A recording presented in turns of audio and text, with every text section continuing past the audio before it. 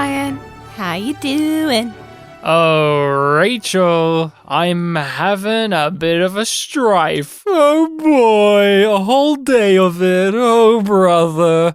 We all can relate, can't we? We've all had that one day where we've had what is about 18 plot lines worth of drama happening. Oh boy. Oh man, what a... When it's just jam-packed, but you don't really, feel how busy it is. Until you have the meeting at the end. Yeah. Oh, man. And don't you hate meetings, Rachel? When you have your teacher, you hate meetings. That's how you end your school days sometimes, right? And then you come home to me and say, brother, oh, bruddy, oh, pal of mine, Ryan, and husband and co-host, I had a hectic day at school. There was all of these shenanigans going on, but then I had to have a meeting. Oh, I wish I could pull out a gun like Sheridan does in his meetings, but I can't be that kind of gung-ho, devil-may-care type. Rachel says this to me all the time. Don't you, Rachel? Yeah, that's what I do. Hear that, Rachel students who listen to the pod, maybe, probably? That's the behind the scenes of what goes on when she's not around. Wishes that she could just go full cowboy like Sheridan. But no, in all seriousness, I'm doing very well. I'm here to talk B5 with you, and I am in the zone, Rachel. Season 3 is clicking so nicely. We have had a string of decent episodes. I mean, the second episode was okay, but here we are today to discuss the third one. And of course, for those uninitiated, unknown, they don't know our podcast, could you go through the rundown of who we are and what we do here? This particular podcast that you have decided to engage with your listening ears is a science fiction rewatch podcast. And we are making our way through the 90s classic Babylon 5, and we are in just the beginnings of season 3, so spoilers abound. Yes, we are looking at it from that rewatch point of view, so that means we are going to discuss it all. Not just what happened in this episode, but what happens in the future of the series, the franchise. And so you should give the show a watch. Point. Yes, the other point. The more important point, yeah. Is you may go, why is it got Yum Yum in the title if it doesn't have anything to do with food? Well, Jakar did say good eating to you, so technically it all ties together nicely. But not in this episode. He didn't say it in this episode. Wow. I can't believe it's his catchphrase. He says it in every episode, and I can't believe he didn't say it here. No. So uncharacteristic. I know. It should have been his farewell greeting to Garibaldi. Yeah. No. Good eating, Mr. Garibaldi. Yum is a homage to the line from Star Trek Discovery. A character in the season 2 finale. Character. By the minimum of the definition, Commander 9D. Ex-engineer. they don't remember that. This Discovery, they've completely forgot that was her background.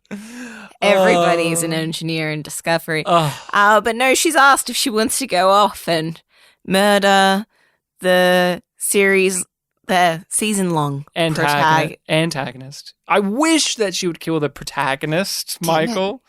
I know you slip the tongue with that a lot. You just want Nan to go down on Michael. In many ways. Read the fix, people. It's probably out there. Yum Yum generated a lot of minutia. You know what I like about naming our podcast Yum Yum is we break down Discovery and Babylon 5 with a very critical and analytical lens. People may disagree with us, they may agree with us, they may respect us, they may disrespect us, whatever the case may be. But when people have to discuss our podcast, they have to say YumYumPodcast. And that's just very amusing that people have to say it in an air of having a straight face whilst also internally having to process that they are in fact saying YumYumPodcast in a sentence. And that's absurd. Just as absurd as that line of dialogue. But we aren't here to talk absurdities. We are here to talk about a very serious episode of Babylon 5, Season 3, Episode 3, A Day in the Strife. Yes. What does the DVD description have to say about this? Because we have the DVDs. The physical media is ever so important because you get the morphing menus, you get the special features, and you get the DVD booklets which tell you the information of the episodes. What does this one have to say? Anything can happen on the station. And just about everything does, as events ranging from freighter problems to Narn intrigue to V's reassignment to a mysterious alien probe sweeping through the station. Captain, you all right? Oh, nuts. What's wrong? I mean, we survived. Right. Which means now I have to go back to that stupid Transport Association meeting. Everything is happening. A Day in the Strife. To go in the history of it, I, of course, like this episode. I have always enjoyed it. What sticks out to me from that first viewing was them confronting Franklin's addiction problems, because it's just been sitting there building. It's just been sitting there building, rising. But I wasn't too sure when I was going through it that first time if the show was actually going to address it. Because you've seen this type of thing in a lot of these shows. The doctor who works themselves to near death, but hey, they just have that conversation where they say, Doc, you haven't been sleeping lately. I order you to go to sleep, and then that's the end of it. Because doctors are noble, and they bend themselves over backwards to save lives, and that's just a given that they hurt themselves to do that in narratives and in real life as well, that they work these brutal hours and they have to fill in this, and it's not an easy job. And in sci-fi ensemble shows, I am not used to them digging into it more about the ramifications and the fallout of a character like Dr. Franklin going through what he does with the addiction being added to it, and them actually saying out loud what it is and not beating around the bush. So that is what I remembered from my first viewing, as well as Nafar. Nafar as this new non-representative making some interesting and thought-provoking arguments about the stuff going on back home for G'Kar and how G'Kar's actions here are impacting back there. Because it was a thing that I thought about in Season 2 when they stripped G'Kar of his ambassadorship of, well, who's going to replace G'Kar? Because somebody has to replace G'Kar. They won't just let him lead the Narn on Babylon 5. They have to have a Centauri-approved person, and I didn't even know if they were going to get a Narn or just Londo was going to take reign of that on Babylon 5. So that's kind of been my dynamic. What about you? A Day in the Strife. I always forget that everything that's in this episode is everything in this episode, because there is so much that happens and so many plots and scenes that I reflect really fondly upon. And I'm like, oh, wait, all of these are here. Yeah. In this neat little package. Some of them better than others. But I've always enjoyed this episode. It is one that tells you what the show can be, because we rarely have had an episode of B5 with so many plots happening at the same time. We've had ones with multiple plots happening at the same time, but balanced. Well. This has 4 to 5 plots happening. Each one of them is given the weight and time needed to nurture them without it coming across as them being underbaked or you scratching your head at why they are here. There are obviously ones you gravitate towards to more than others, but yeah, this is demonstrating something we'll see be a further pattern in the structure of episodes where there will be more like stuff this. will be going on at the same time. Right, and that is something we just are so used to now in prestige television, where, what was it, Game of Thrones? They would have 12 plots happening in every episode, and you just took it because that's how the nature of the beast is. At this point in the landscape of TV, I guess this stuff was more regulated to soap operas or your prestige soap operas like your Knots Landing or Dallas or Twin Peaks would often have multiple storylines going at the same time within a 45 minutes. But within the sci-fi TV landscape where you have your Babylon 5 and you have your Star Trek and Battlestar Galactica, you usually had your A-B plot episodes or your A-plot episodes, which we have seen in B5 a lot. And obviously you'd have ones where you have a little C-plot, but this has A, B, C, D, E, F, G, H-I-J-K, L-M-N-O-P, Q-R-S, T-U-V, W-X-Y-Z. I never misfiled anything. Not one time. I had to say it. I'm sorry, Rachel. I had to say it. Once you start the alphabet, you can't stop the alphabet. What could be easier? It's all alphabetical. You just put it in the right file, according to alphabetical order. You know, A, B, C, D, E, F, G, Peter. H, I, J, K, L, M, N, O, P, Peter. Q, R, S, T, U, V, W, X, Y, Z. Huh? That's all you have to do. Very good. You know your alphabet. Let's start off with, let's say, maybe diplomatically, the least good plot of this episode. It frames the rest of them, though. It does. It does the job. It's a coat hanger of a plot. Serves a function, and it lets these other more pretty things hang off it. Okay, so? Which is the probe. The probe. The probe. Well, let's rewind and go with Sheridan and how it is his plot. He figures things out, and how we begin the episode with Sheridan in a... Is it right to say dark place? You are entering my dark place. He doesn't seem Jazzed. very stable. Right. Like, he's on edge, frustrated with bureaucracy. It's just like, I am tired of playing by the fucking rules. This isn't getting us anywhere. We are going around in circles, and he, like, the specific situation that he's in is that, like, they're like, okay, we're going to do more thorough searches for weapons. But it's causing all of these delays, so everybody's really unhappy. Yeah. And they're like, well, we can cut those times down, but we would have to increase the prices. So they're very unhappy with either way. And just to preface it, Ivanov is the one engaging with them in dialogue and discussion and saying all of this. Sheridan's just got his arms crossed, pouting, just furious that he's having to do any of this and completely disengaged. Well, he would love for this just to be Ivanov's problem. He would love, yeah, because he hates his job.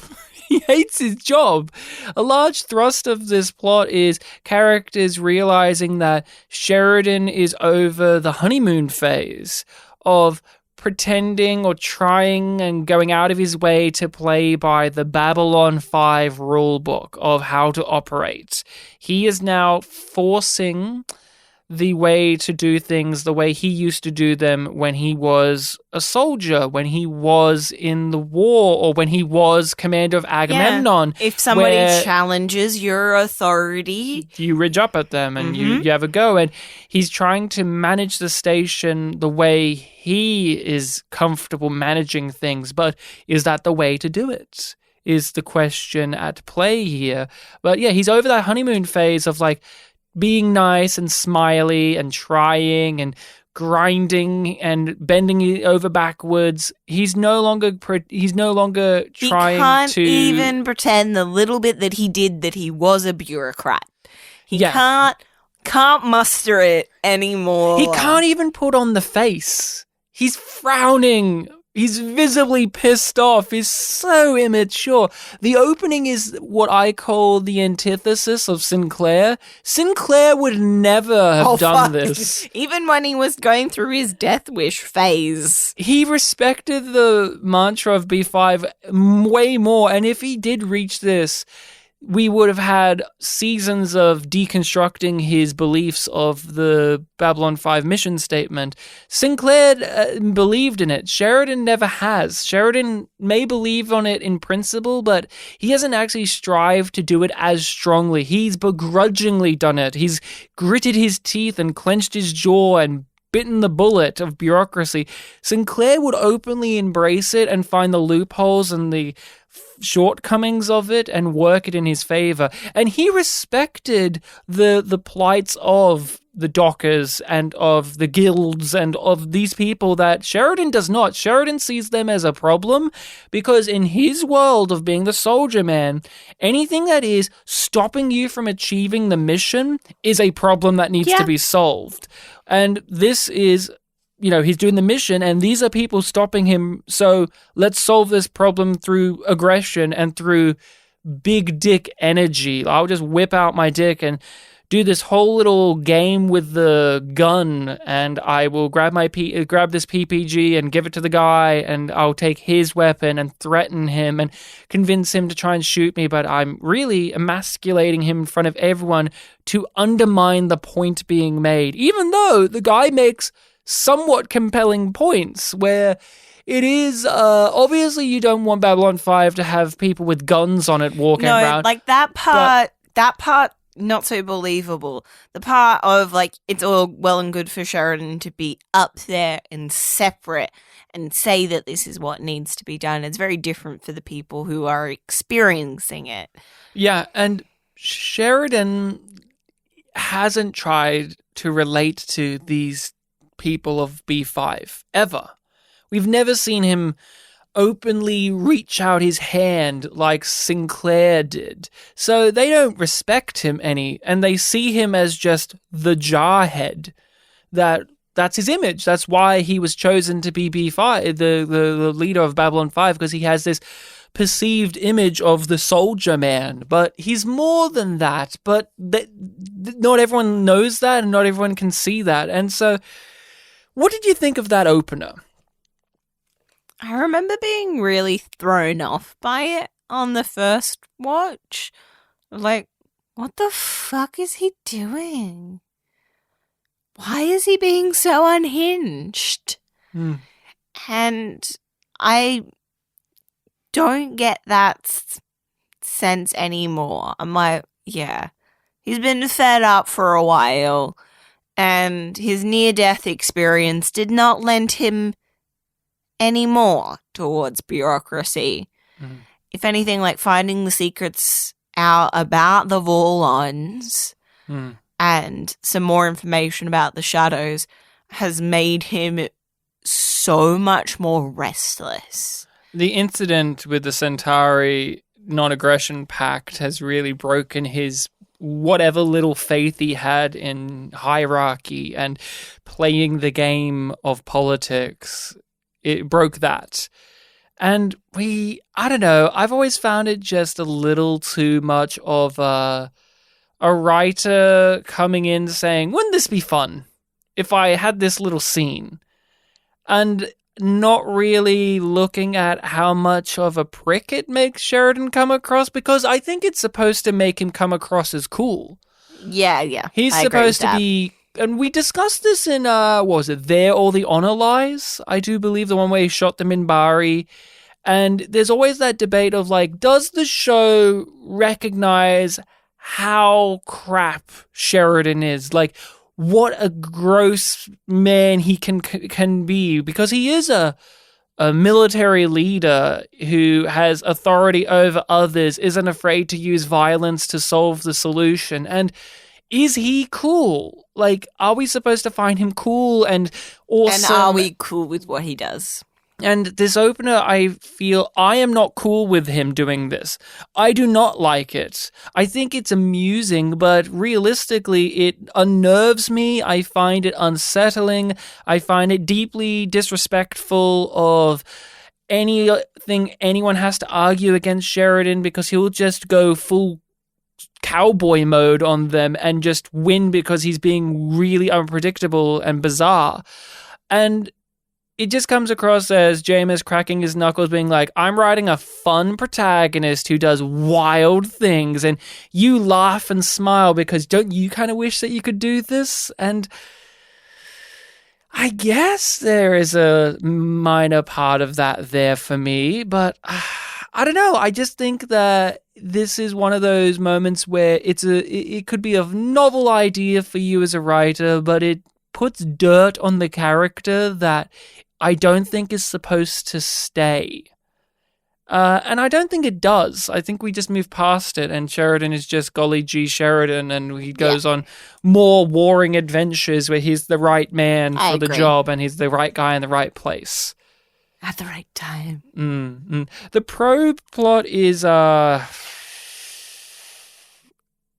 let's be generous and say it works the first time round and has diminishing returns every single time. Because when I first viewed it, I liked it. I found it engaging. I found it thrilling. I like this sci-fi, dare I say, Star Trekian plot where you have a device that's come aboard. They're going to have to do the thing where they exchange information. And, oh, wouldn't you know it, there's a little twist to it where it's actually a weapon. And, oh, there's more twists to it where it's actually they're going to wipe them out if they are too smart. And Sheridan figures it out right before the thing explodes. And he plays fast and loose like how he's been wanting to throughout the whole series. And I found it riveting in that pulp science fiction way. And that's the key word, pulp. It isn't novel. It isn't unique. And I don't mean this to be a disrespectful comment, but it feels like a Larry DiTillio idea, where Larry DiTillio in Babylon 5 would have those kind of more... Why, thank you. Thank you. Oh, Larry, you came back. You came back. I thought Oh, he's gone again. How do you come at it? Yeah, I think that's a good way to explain it, because it does not get better. It does get worse each time you watch it, and you're like, oh, yeah, they do this thing. Mm-hmm. And, oh, boy, we're going back to that again? Yeah, I guess we have to go back to that again, but can we not? There's Can we not? cute little character moments, especially between Ivanova and Corwin.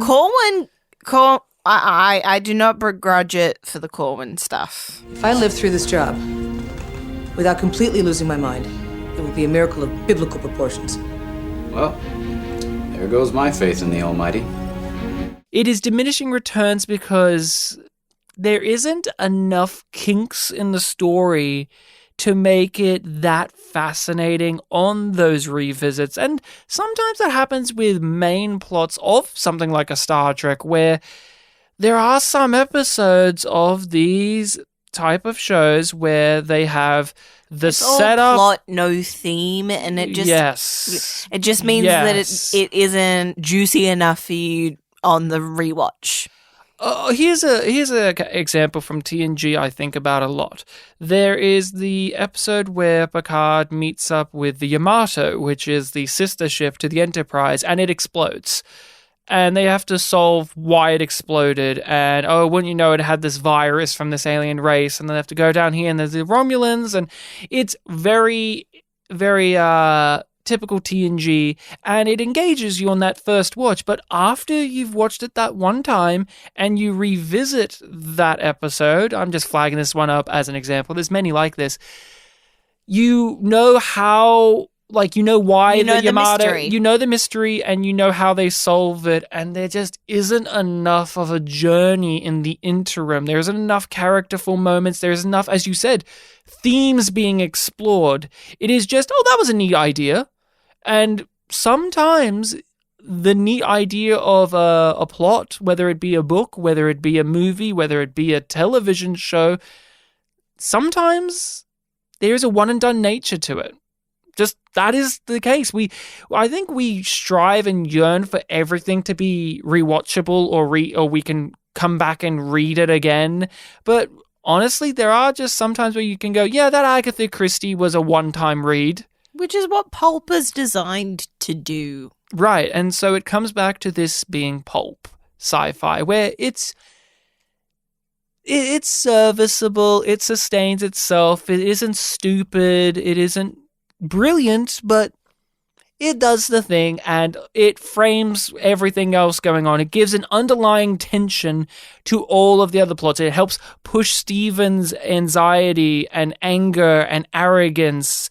It pushes Garibaldi to visit all of these people. It is a thing that motivates the emotions and the dramas of the other plots we are watching. And it also is a part of the gimmick of this episode, which is it all takes place in one day. Hence, a day in the Strife. So we begin the episode, we'll adjourn the meeting, and we'll meet again tomorrow. And by the end of the episode, we wrap it up. We tie the bow with the meeting again. We did it. We got to the meeting. Damn it, I wish the probe did blow up, because now I have to face a meeting. Ah, brother. We can all relate to that, Sheridan. The thing I thoroughly remembered from this was Franklin's addiction. Mm-hmm. And I still like it as a story. Yeah. That doesn't diminish on return for me. No. In fact, it gets more impactful and more emotionally gripping, and I'm noticing more details or appreciating the finer things here. Such as? Richard Biggs' performance is... Stellar. I think I asked this when he first showed up in B5, but is he the best human, like out of our human cast, is he the best actor? Like out of like the Earth Force crew, is he the one that just nails it the most? Because honestly, Yeah. I'm finding it hard to disagree with that as a statement. Like, because there are moments where Claudia kicks it. yeah, She rocks it. but she took a little while to find the character. Yeah, and Garibaldi Same. Jerry Doyle took a while to find his feet, and sometimes he drops the ball even in later seasons. Yes, that was where I was going to go more so with Jerry. And then Bruce, like... He's probably equal. Like, he's excellent throughout. Yeah. He's very I think he doesn't get enough praise. I mean, we've said it.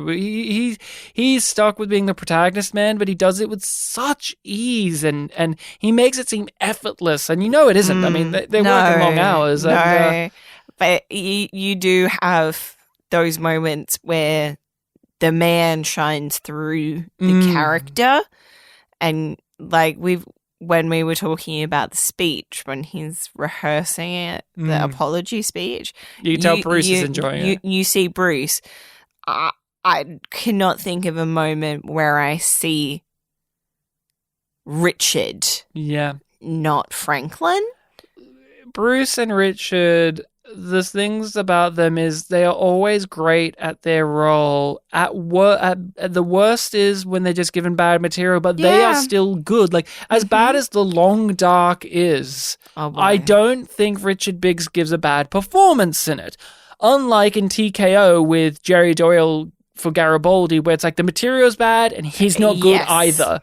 And same with Jerry Doyle in Survivors, with material's bad and he's not good either. No. I just was looking at that where I'm seeing his reactions to Garibaldi's questioning of him and the expression on his face and the little movements in his eyes of... Yeah, I just thought Richard Biggs really carried this. And all levels of physicality are utilized in a subtle way. Like, you see the look in his eyes, the way that his body language kind of shifts immediately to show that he's taken aback, and then he's taken stims. Yeah, I'm thinking of the confrontation over dinner scene. Like the way that he adjusts himself and then sort of throughout the scene goes back and forth between being on edge and not, when he's like, am I allowed to be annoyed by this? Like, is he overstepping the bounds? And then when he crosses that line and trying to be more at ease again, but they're both ridged up. It's just like those are subtleties that you only get with a really good performer. And the direction paired with it. As somebody who is trained in acting, and I look at actors, as do you, when we watch media and we do our whole spotlight section, there are these little things that are hard to communicate, but but we notice them, and they give us this like appreciation. Yeah, and we are seeing the actors work in a way that is nuanced and subtle. So when Franklin goes over the line, he says this horrible thing to Garibaldi about how it's not his fault, like it's not Franklin's fault that it's Garibaldi hasn't met a bottle he doesn't like, and that Garibaldi's bringing his own personal things and putting it onto Franklin. The combination of the acting and direction here of Biggs as Franklin waits that right amount of time to go through the process of I shouldn't have said that and then apologize. Fuck, I can't take that back. Yes, but it doesn't wait too long. So I'm not gonna make this better, but I need to not make this worse. He doesn't wait too long to make it come across as disingenuous, and he doesn't come at it too quickly to make it feel as an abrupt and false apology. There's enough waiting room there for the actor to play around with the internal reaction and regret and then the words, because it's easy to focus on how actors say dialogue. Yeah. How the actors deliver lines. That's why we all love Peter Jurasik as an actor here, because he says funny lines really well. But as we've said with Peter Jurasik, and it's same with Richard Biggs and Jerry Joy, all of them, it's the quiet, it's the silence, it's the reactions, it's the acting when nobody is looking at you. They are and still when they're reacting. waiting to say their lines as well. Yes, it's reacting and being in the moment, not just waiting for your turn to talk. You are still being the person, the character, when you aren't the one that's talking. When we open up and we're at Earhart's, and you know it's Earhart's because we have swing music play. Oh, and that external establishing shot. The one they keep using for Earhart's. Yeah, and I'm like, only made one. They only made one because they barely go to Earhart's. We're in for a treat, aren't we? It's always a great sign when we're in Earhart's. I don't know what it is, but they make Richard Biggs look like absolute garbage a lot in this show, like because his character's so tired, and he I don't know how to say it, where he looks great every time they make him look like really tired. I believe it. Where I go, when he says I've been up for 20 hours without a break, I'm like, yeah, man, I can see it right on you. I feel it. I feel it on you too. It's not like that grime that you get when you've been up too long. And again, it's not just the makeup. You feel it through the performance, where the way he's slouching, his eyes, the cheeks, just everything about his physicality is just telling you what you need. And then obviously he gets to flip it around when he comes back from the bathroom and he's clearly taken drugs and he's all energized. There is an argument to be made that he overdoes it there, but as somebody who has seen that happen in real life, that type of somebody goes off and then they come back manic like that after taking a substance, it's like, yeah, I mean, especially I've seen it be as obvious as that. I mean, it is that type of thing. So I'm not going to fault him. And no, I'm like, That is what it really can be like when somebody, you're like, oh, they really did go to the bathroom and snorted some cocaine and now they're back. Yeah, or take a pill or something. A cute piece of behind-the-scenes information about this scene is the woman that is eyeing off Dr. Franklin that he does end up dancing with was Richard Biggs' wife. So that's cute. She got to, that's all she gets. She's just in the show. She shares this nice, cute little moment there, and I always adore reading that. I mean, it's just a cute little thing. Sweet. It's sweet, and it's a sweet thing to think about in a rather depressing storyline. Yeah, because the storyline is depressing. It's sad. It's not happy. No. But to just read that little trivia point, it brings a smile to my face in a plot line that makes me deeply uncomfortable. Look back at Earhart's between the time you went off to the bathroom and you came back. Did you do any stims? Stims are perfectly legal, used by prescription in moderation. That's not what I asked you. Did you do any stims? All right, yeah. I mean, what of it? Look, Stephen. No, wait a minute now. Most days I'm on duty 36 hours at a stretch, sometimes longer, because we don't have the people or the resources or the money. No, I have to be alert and I have to be focused or people die. It's that simple. Look, I don't want to butt into your personal life. It's a little late for that now, isn't it? This is the other thing, too, is we get told a lot about how much he's under the grind, and we've seen it with episodes like Confessions and Lamentations, or when the Centauri-Narn War was on. Yes. But now all of those things are done. A part of you thinks, well, things would be a bit calmer, right? Nope. What did you think about all of this stuff with him having to deal with this alien he doesn't understand the language of, and then all the stuff regarding the probe and how he is struggling not to take the stims because he doesn't see it as a problem. He is the addict who is refusing to admit that they have a problem. It's a tool. I can get through it without it. I don't need it. The denial of the need allows for the denial of the addiction, right? Yeah. And it's infuriating to watch because you feel him itching for it before he even opens that drawer. And you know that he's going to cave. Right. You know that he's not at the point where he can say no.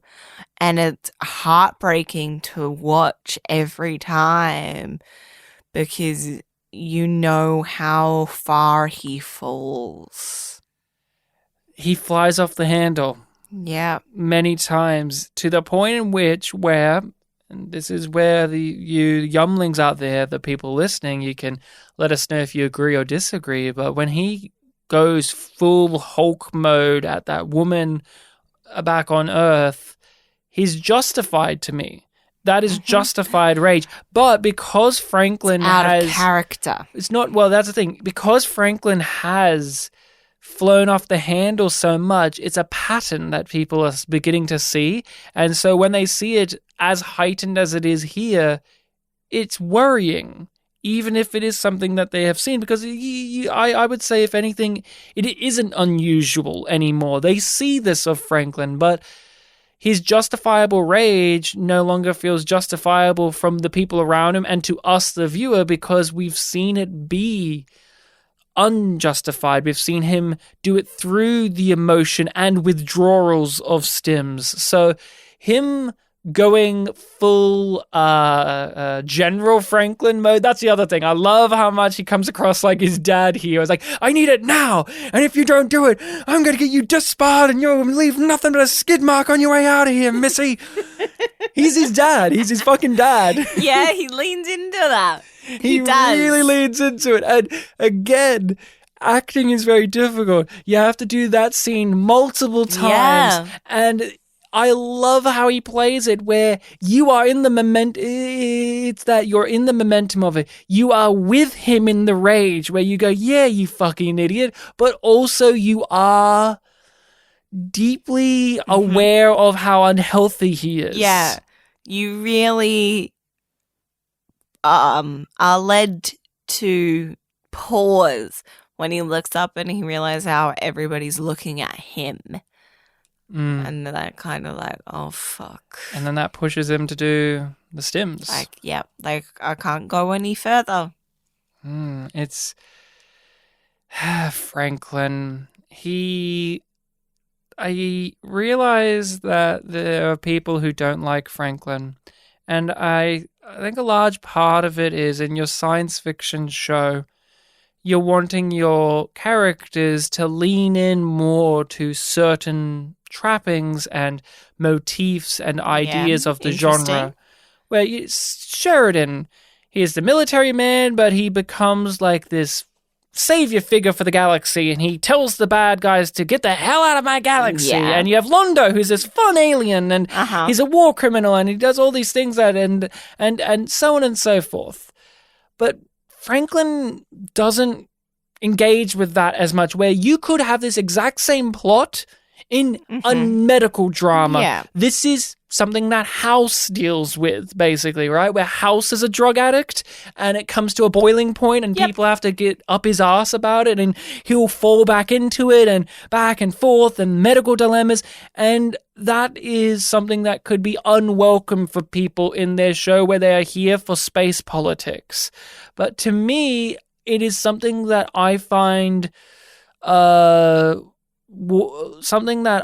grounding, because Babylon 5 isn't just a sci-fi show. It tackles many themes, many genres as well. And to that point, there's something that I want to tie that into, I guess, is Babylon 5, in a lot of its moments, in a lot of its substance, reaffirms that the problems of humans and the problems of humanity do not go away when we go into space. Yeah.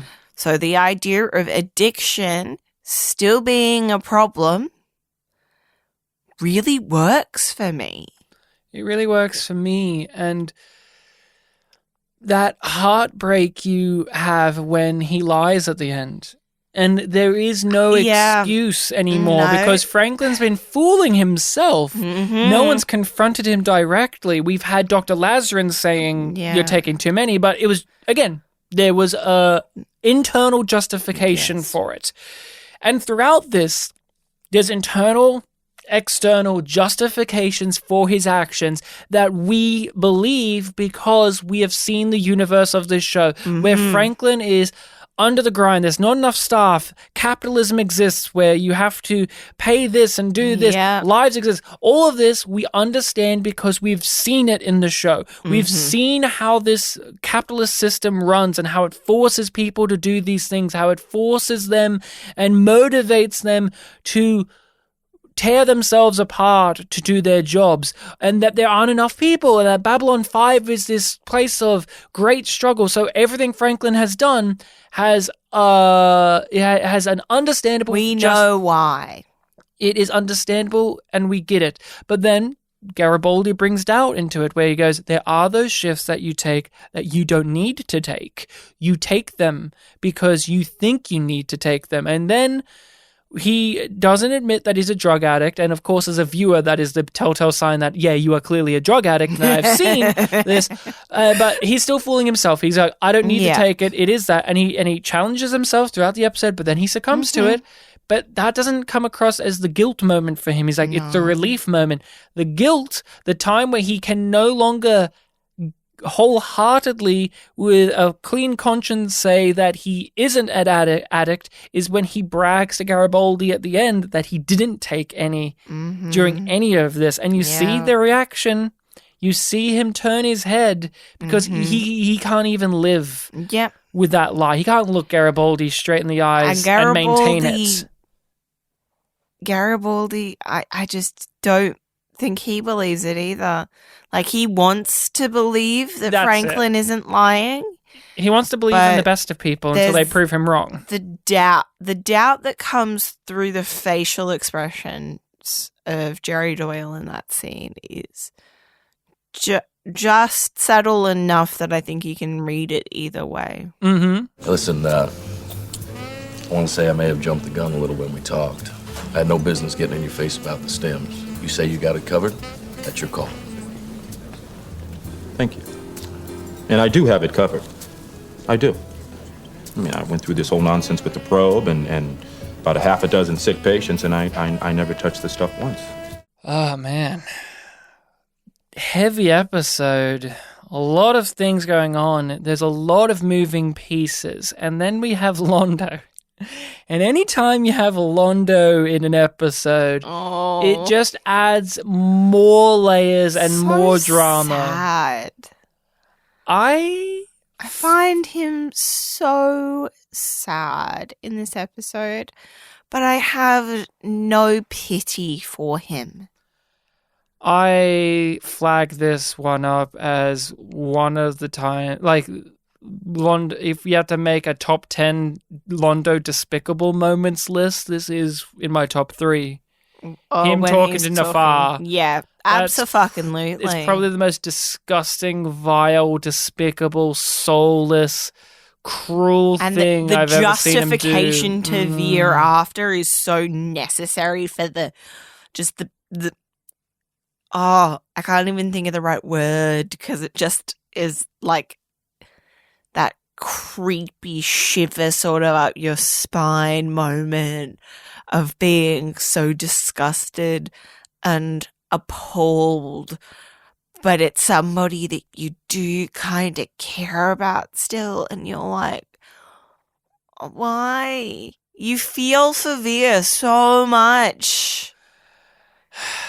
Nafar is the new Narn representative, and he has to report to Londo to be able to get the permission to talk to Jakar, which says it all. And Londo is reveling in being this guy's master, being this guy's owner. Yep. We haven't seen Londo engage with the Narn really since his visit to Narn. We've seen him talk to Jakar, but that's different. Jakar is this rival to him, but he can't do anything to Jakar. Jakar's untouchable. He can't do anything, but this guy is in his grip, and he can squeeze him all he likes, and he can toy with him, humiliate him, break him. And the fact that he can do that says everything, but the fact that he does do that is what's really damning about him, because as much as you want to like Londo, this is what he wants. This is what he's always wanted. To do this. To do what he's doing is what he's wanted to do. Yeah, it is. To flex, to be important. And to be important is to conquer and rule over another to him. That's what he thinks is that. And it's just... That's what power means to him, and he wants power. And he's always said this. From the pilot, he's said that this moment is what he's wanted. Yep. And we see it, and it's despicable. It's gross. It's always been gross and despicable, but Londo's been this down-and-out character, this funny guy, this sad clown with retrospective qualities and introspection and nuances. But here, we only see the 2D villain that he wants to be. And that's the key, is he wants to be this, but he can't fully be this. Hence, he does what we get the plot line being, which is him removing his soul, which is Veer. Yep, his last shred of a conscience. Mm-hmm. And, I mean, I just want to keep talking about the Nafar scene. What do you think? I mean, do you remember how you felt about it that first time round and what it made your dynamic to Londo be? I don't remember it distinctly. I feel like it would have had me sticking my fingers in my ears and being like, not my Londo! Because I didn't want to be that disgusted by a character that I enjoyed. I wanted him to go back to being fun Londo. I want season 1 Londo back! I imagine that being my kind of reaction, because I'm still just like, damn it. Damn it, that last little bit of fucking hope. You had to squash it. You had to squash it. And it's just a kind of everyday devastation that he does it. Because you know that this is very acceptable to him. It's what it's expected. His government would expect of him. Yeah, it's a mask he has to put on. Yes. And he gladly, it seems, puts it on. But there is reservations. Yes. I remember vividly this was the moment where I was team fuck you Londo. Because before then, there was humanity to him. There was nuances, and yes, what he did in the council chambers to Jakar was gross and horrid, but I had seen his face at the bombing of Narn, and I'd seen his face at the end of that episode realizing that he had regret. He has regrets, but here this decision is all up to him.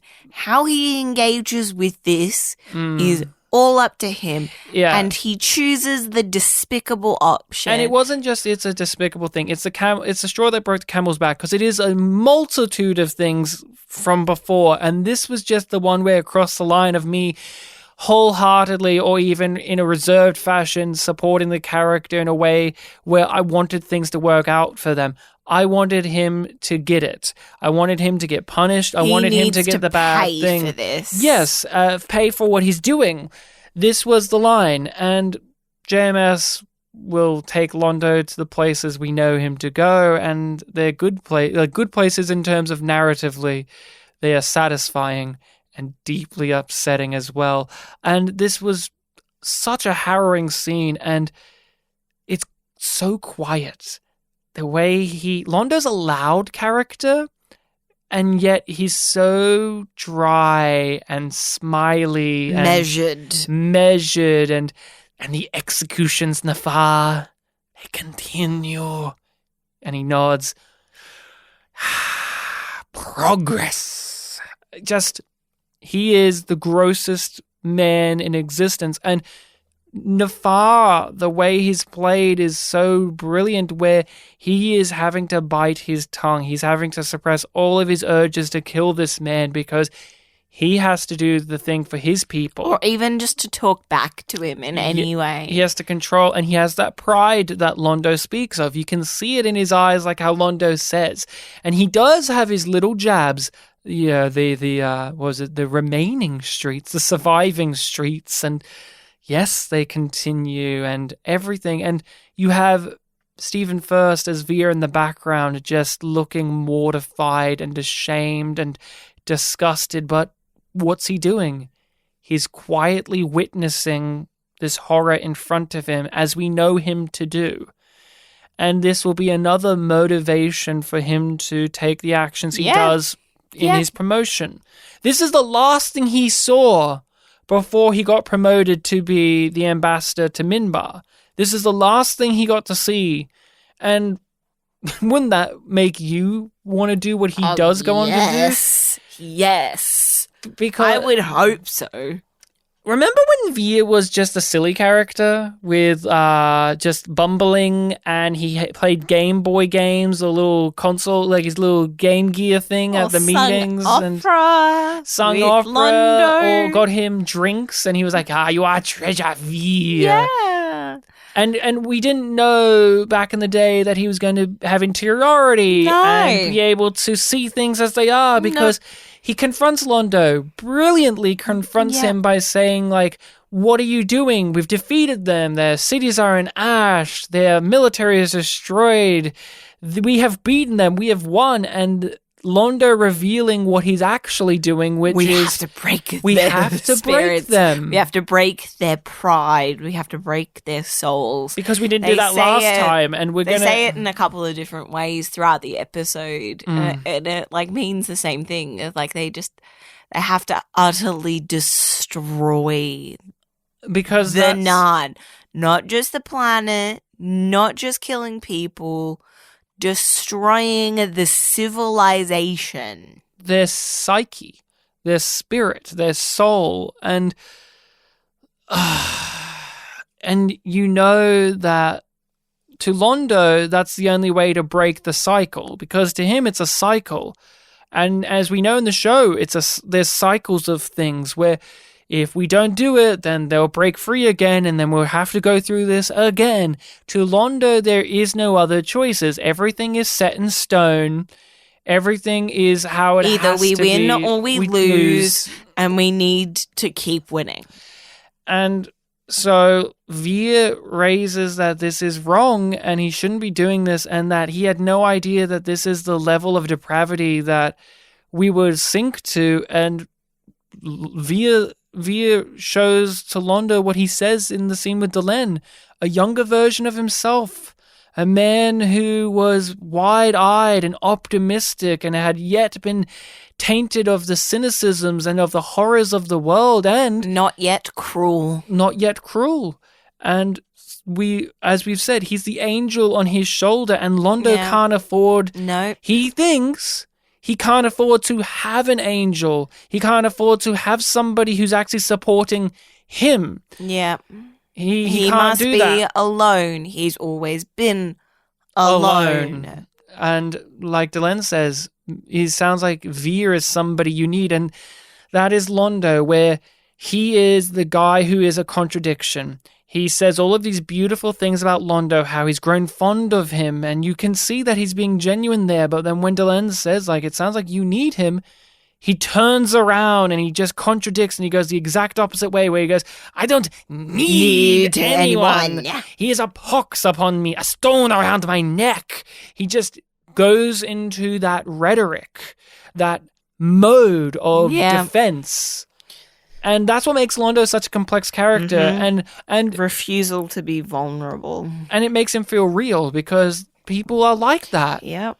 People hurt themselves, put themselves in bad positions, are cruel and mean, and go against their desires and their ideologies. Better interests. And their better interests. People do that. Yeah. People do that. And it's like, why do you do this? Why do you do this? And it's because it's a defense. It's like, well, I don't believe that things can be better, so I have to justify it. I have to make it make sense. So I have to push away. And hey, here's a thing too that's rather interesting about having Franklin's addiction plot in the same episode here. A thing that often happens with people who are addicts, they do have that tendency to push away those who are there for them, who more support, likely to reach out. Yeah, the support networks. They push them away. They isolate themselves. They fall into these chasms. The knee-jerk reaction that Franklin has when Garibaldi questions him is also a reaction to that, because, like, a lot of the time, if you treat somebody that way, they won't touch the subject again.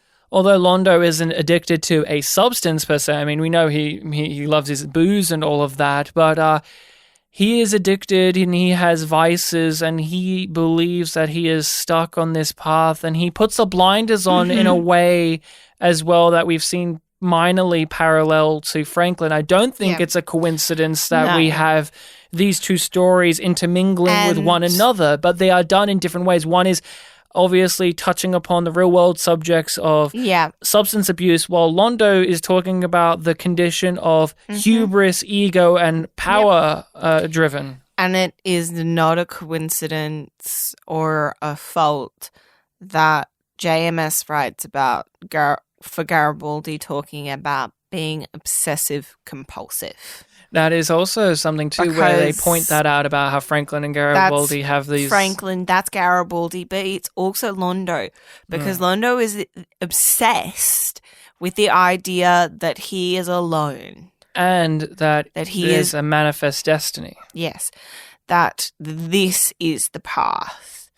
And he wants to control everything into what he wants it to be, what he sees as being the necessary path forward.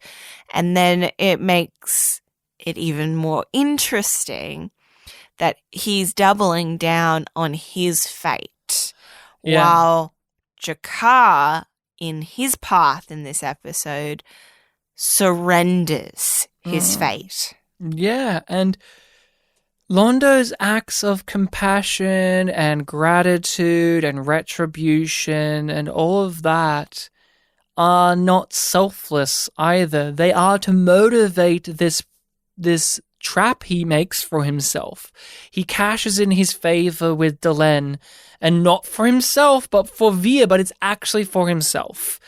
I need Veer away from me because he might kill Reefer, but he kills him for his own reasons. Yeah, but not because Reefer is a bad person. Oh yeah, later on, but like he uses his favor with Delenn to get Veer away, not because it's for Veer. Veer doesn't want it. Veer wants to be here, but Londo can't afford him to be here because he would convince him to do the right thing eventually. Because Veer is a persuasive figure, and Veer is the embodiment for Londo of himself, like this version of himself. And he can't afford to have that in his life, but also he can't afford to see Veer perhaps succumb to the natures that Londo has. He which wants is Veer what would to be be heartbreaking. better than he is. Oh, don't worry. He will be, Londo. Don't you worry. But it's just a fascinating character where here we are talking about Londo. We're still leaning on like this tragedy of him, but like I said, he is a piece of shit. He's an absolute garbage trash fire of a man in that scene with Nafar, and it just it's excruciating. The complexities of the Londo Mollari character, where you can have all of this in the same episode, where I feel so much when he says, I miss that we don't talk, Delenn, and Delenn saying, we never really talked. And he goes, well, yeah, I guess you're right. And how there's so much happening in that exchange of dialogue where you are like, oh man, I do wish that these characters used to talk together. But then it is pointed out, they never actually talked about anything. It was always through the guise of politics, and through the guise of favor and exchange. And it was always falsehood. Over the last 2 years, to my considerable surprise, I have become very fond of Veer. Sometimes in his eyes, I see a younger version of myself before.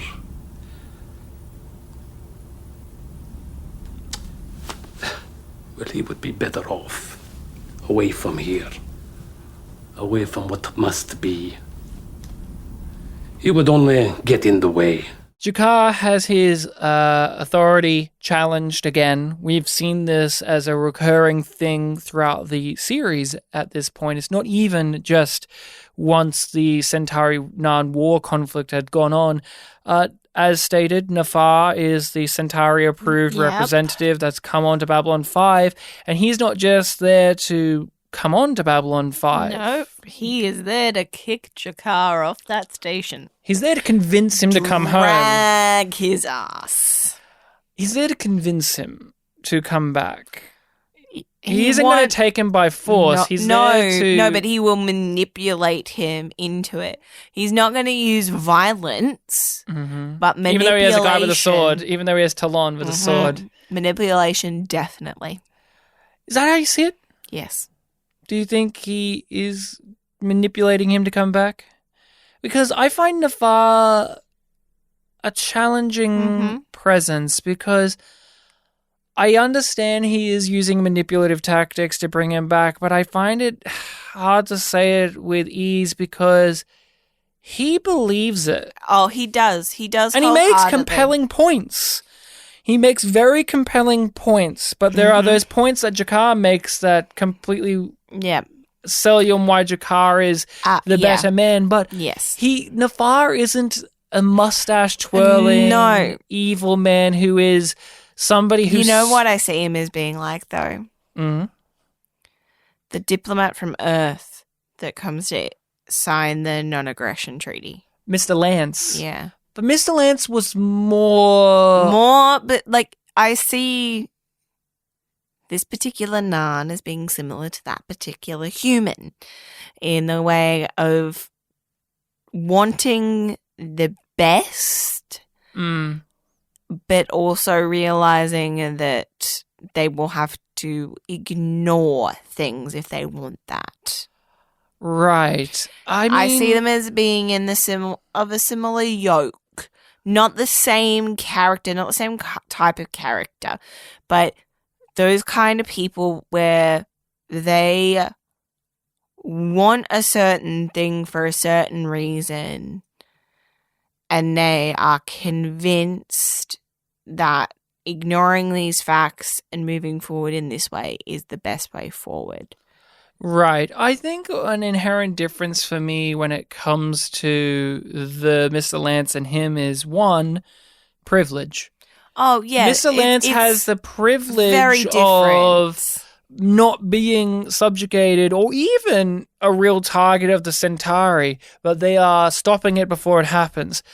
I find Nafar as a compelling foe philosophically for G'Kar, because it really does bring up important questions for G'Kar to consider. Because we see the Narn from Babylon 5, and he does not. Nafar is there. He's been on Narn. He's seen the executions. He's seen the destruction. He is witnessing the horrible results of everything that G'Kar does. The one death of them equals 500 of us. That's a number that we hear, but Nafar has seen it. Nafar has witnessed it. Nafar is aware of the people starving because G'Kar is shooting down the food things and all of that. And G'Kar has all these great philosophical points about freedom, about the spirit, about not being subjugated, and that all is valid, and the episode obviously agrees with that. But there is a practicality to what Nafar says. It's price to pay that G'Kar hasn't been facing and that we haven't been exposed to as the audience. Yes. The reality of the resistance being dirty and awful.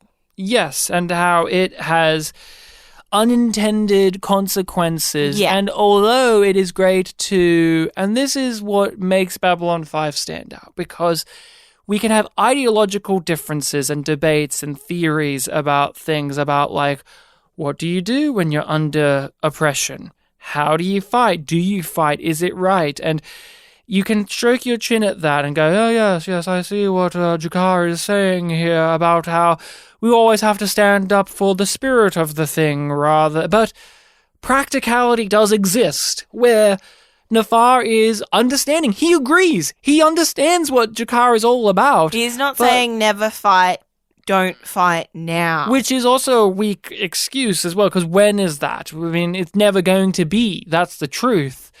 And you know that, but why let them get a stronger hold on Narn to have to try and fight back that stronger force? Right, and this isn't going to be like last time where it was a war of attrition. They aren't going to win that way again. We know this as well, but Nafar has such a lived-in worldview that it doesn't. What he says isn't invalid, where, yes, it's great to have philosophies and ideologies and all of that, but, man, G'Kar, people are dying and starving to death. The people and being tortured right now, right in front of my eyes. The people of now, their lives matter too. Yeah, and it's about lives. It's about lives, and that's what makes it difficult. Obviously, Nafar is in the wrong. The episode sides with G'Kar, as it should. He's our protagonist, and the way he's willing to give himself up says so much about who he is, that he is not being motivated by pride like how Nafar thinks, like how Londo thinks. It's all about pride. G'Kar is evolving beyond the need for pride. We will see it be challenged throughout the series even more so, but it's about freedom. It's about standing up for what's right rather than being the big boy in the universe anymore. And when we get Talon in this as the bodyguard for Nafar, it's beautiful. It's great to see him again, and he gets a character this time. The drink that he has with Sheridan is just great. Those two actors have amazing chemistry, as we've spoken about before, and the little laughter on the rewatch of what will my higher ups think if I have a non-bodyguard, and the response of being, what was it? It was like, they'll say, like, there is man a man who lives to be 150. And it's like, oh, if only he won't get to live that long, will he? Maybe he would have if he had a non-bodyguard with him right there. If Talon was there. Went with him to Zahadum. If he went with him to Zahadum, or if he fought off the Kosh fight but with a sword, that would have been fun. But Talon comes in at the end. Well, here's my problem with the Jakar story. Nafar just disappears. Yeah. It's like, oh, wait, he's gone? That's not a problem to deal with anymore? Okay. I love the conclusion, but Nafar does evaporate from the story.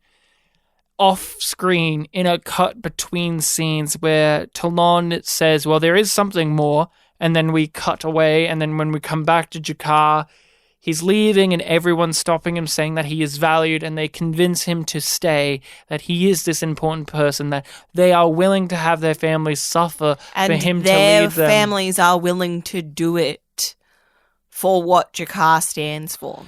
And Talon draws out that sword. Jakar is infuriated because, again, have I taught you people nothing? But Talon has his brilliant point to be made that, hey, I carry my sword in my hand, but you carry yours in your mind and your heart.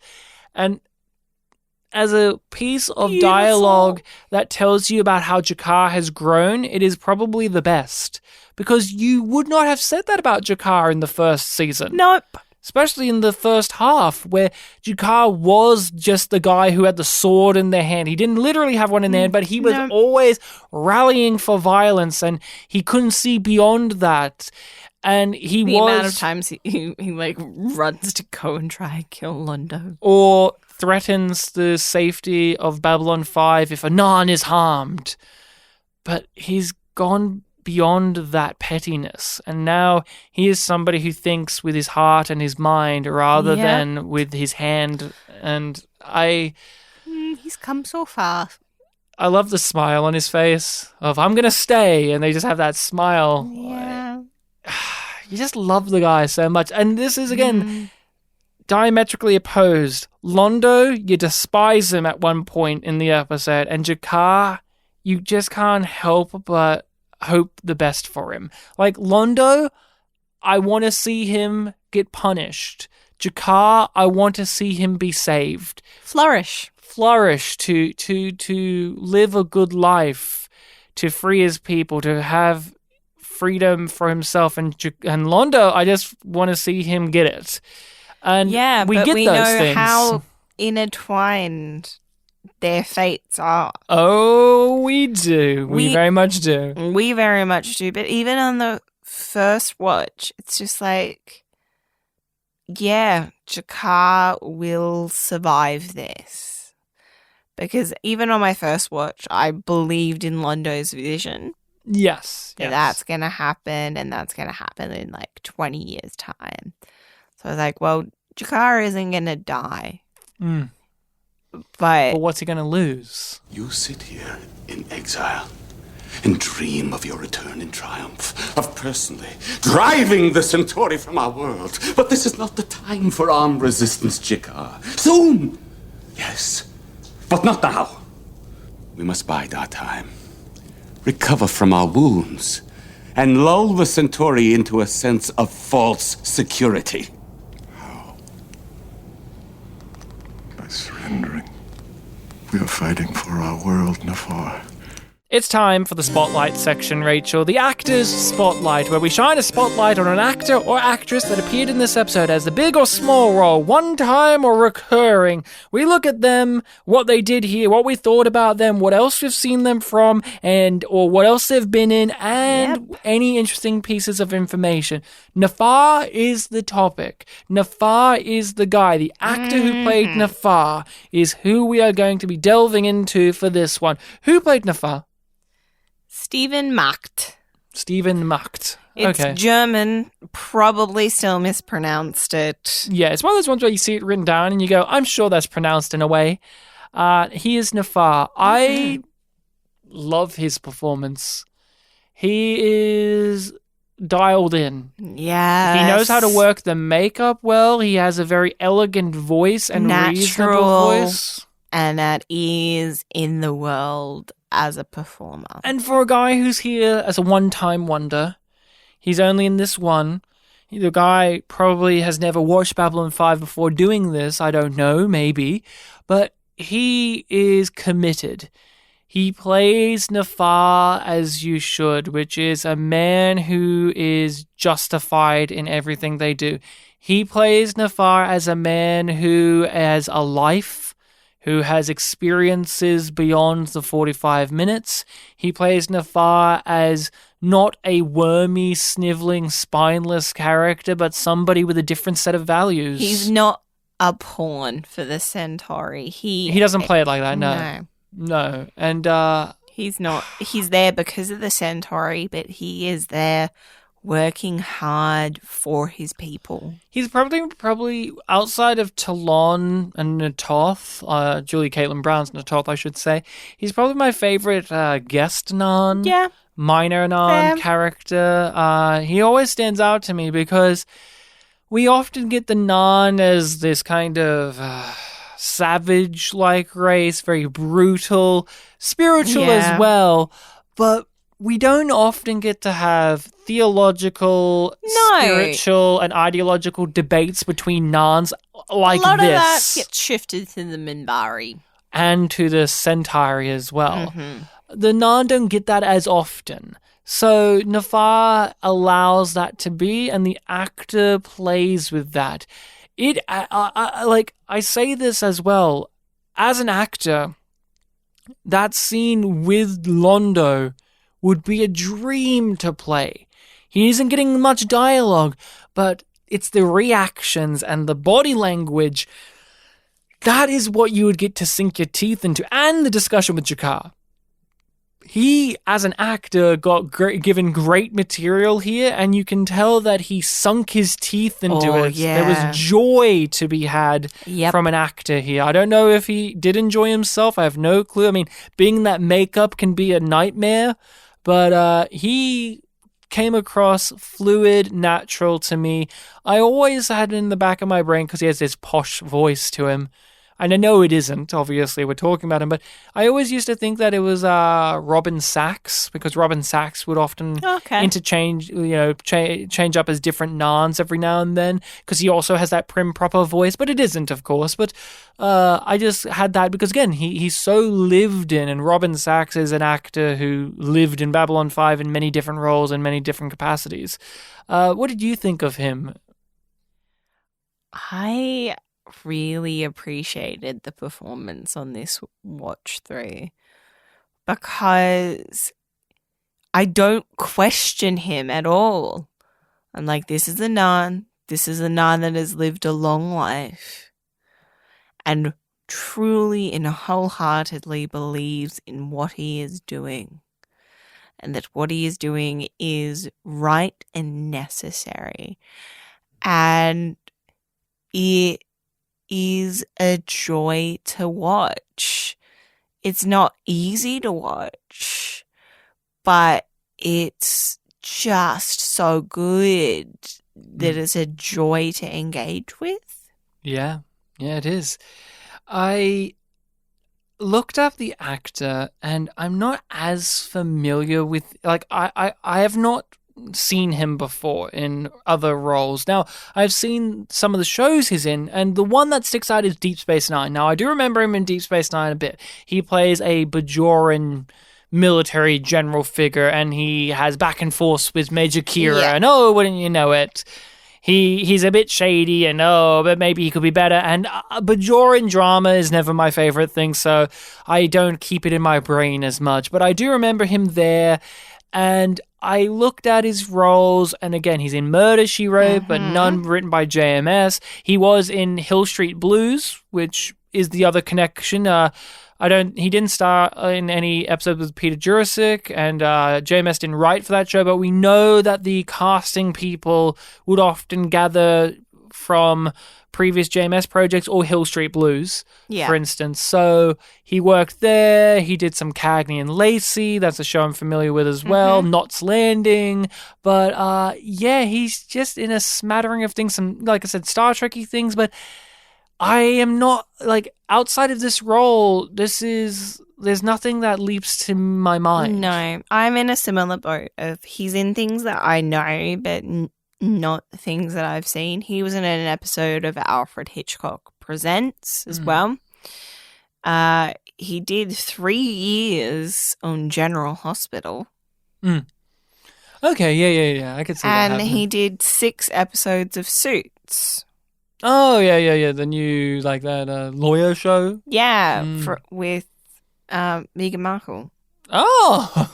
I always forget that, yeah. But I found the behind the scenes more fun about the Suits stuff. Oh, okay. So he had some behind the scenes on Suits. Yeah. Oh. So one of the main actors in Suits is his son. Oh, yes. But he doesn't play that character's dad. What does he play? He plays a law professor. And do you know why that's fun? Why? Because he was/is a professor. Of law? No, not of law. He has a PhD in dramatic literature from Indiana University. And at various points, he's been a tenured professor. I also learned that his daughter-in-law is an actor as well. She's had a long career, but not too many roles. She's an Australian. She was in an episode of Millennium, but she was the wife of the main character in the Netflix series Bloodline, which I rather enjoyed. And that was what last thing she did. She did one thing after that, and then she hasn't really done much since then. And I find that such an interesting thing. I don't know what's going on with her. Yeah. She probably just had other things in life. Who knows? But she was like a prominent role in a pretty big series for Netflix back in 2017 and just hasn't done much since then. Yeah. So I'm a little bit surprised. But she was great. Like, this actor's work is a little bit sporadic. He seems to go through phases of focusing in on TV work. He has done very, very few films. His first thing was a TV movie in the 70s, I think it was. Did you find the TNG connection? Yes, and I always raise my eyebrows at this because I swear I've read this trivia point for so many actors. Oh, they would have had they would have had a pretty long But it's always the same wording, which is he was seriously considered to play the Captain Jean-Luc Picard at one point. He was in the running. And it's like, yeah, how many people were in the running to play Jean-Luc Picard? It always feels like there's like an easy shot of, if I read a male actor's resume and CV and trivia that was around in this time period, they were probably up to play Jean-Luc Picard. Everybody was up for it, and they gave it to some weird English dude, some bold English guy. But no, I could see him. I mean, I don't know. I don't know if I ever could see him playing that. I could see him, who I'm surprised he didn't play. I could see him playing the captain of the Equinox in Star Trek Voyager. That would be an interesting role for him to play. I could see him doing that. Or, I know he's in Deep Space Nine already, but I could have seen him playing a Jem'Hadar easily as well.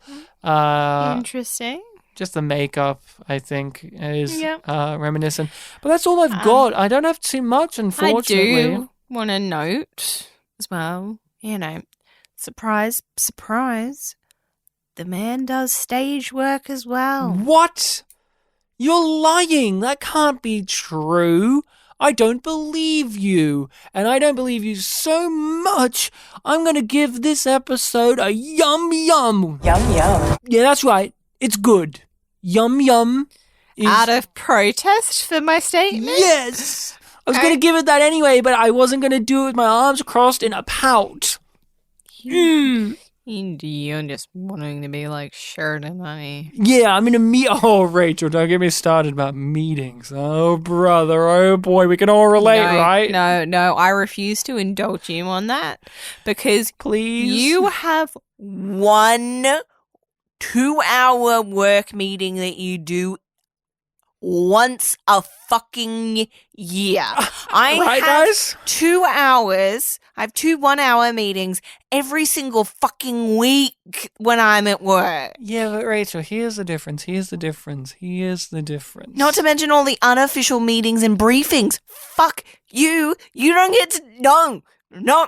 Nope, that was one time too long. But Rachel, that was one time too many. Fuck off. Rachel. It's a yum. Shut the fuck up and let me read the next one. Yum. Just to clarify, mine are different from yours because I have to be in a room full of 70-plus-year-old people bitching. Once a year feels like every day of the year with that meeting. I'll just say it. It's pretty bad. It's a pretty bad meeting. I just have to be in a room full of people that I know are bitching, and a lot of them are 50 plus. Oh. So episode 4 on the next Babylon 5 of season 3 is passing through Gethsemane. Yes, Gethsemane, yeah. Capital punishment has been replaced by death of personality. A mind wipe that switches a criminal's past consciousness for a new one / it's supposedly foolproof. But the plight of a B5 monk suggests otherwise. A little bit spoilery in a way, isn't it, for that? But that's a Brad Dourif episode, Brother Edward, and... What's that? Catholicism's at the door. Oh, brother, we can all relate, right? You get to claim that one. I do get to claim that one. I get to claim Catholicism. Yeah. So make sure to give that one a revisit and a watch in the interim of time. But until then, you can support us on Patreon by joining it. It's at YumYumPodcast on Patreon. We have a plethora of content on there. We've covered new Star Trek entries episode by episode, like Star Trek Picard and Strange New Worlds. We're also going through the X-Men movies, as well as we've done the Star Trek movies, and we give our thoughts on multiple pieces of media. You get to be a part of a group Discord if you join as well, so you can talk to us and other Yumlings in real time. I know, crazy stuff. We are on all of the social medias, Facebook, Twitter, Instagram, Tumblr, TikTok, Reddit, all of them practically. It's in the description. You can follow us on those, see some funny memes, engage with us, shout at us on there. YumYumPod or YumYumPodcast is where we can be found. We also have a more direct way of being contacted, which is... If you want to send us an email, you can send that to yumyumpod@gmail.com. Yeah, we like getting emails. We've been getting a couple of emails over when we were on break and just starting back up. So thank you to those people. So feel free to hit us up there, as well as subscribe and follow us on whatever podcatcher you use. We're on YouTube as well. I like to flag that up. We have some videos on there of the Babylon 5 trailers and TV spots. You often hear me use the TV spot voice guy for the next time on Babylon 5. You get to see the full clips of those on our YouTube, as well as the morphing menus and all of that stuff, as well as episodes we upload on there. But make sure to subscribe, rate us, and review us on whatever you can. It would be greatly appreciated. But as we said, Jakar was in this episode. He had a lot of things happening. He even took his shirt off at one point. He was in his little robe. We got to see the full chest prosthetic. But he did not say good eating to you. He let us down. But I will say it to you, Ryan. Good eating to you. Good eating to you, Rachel.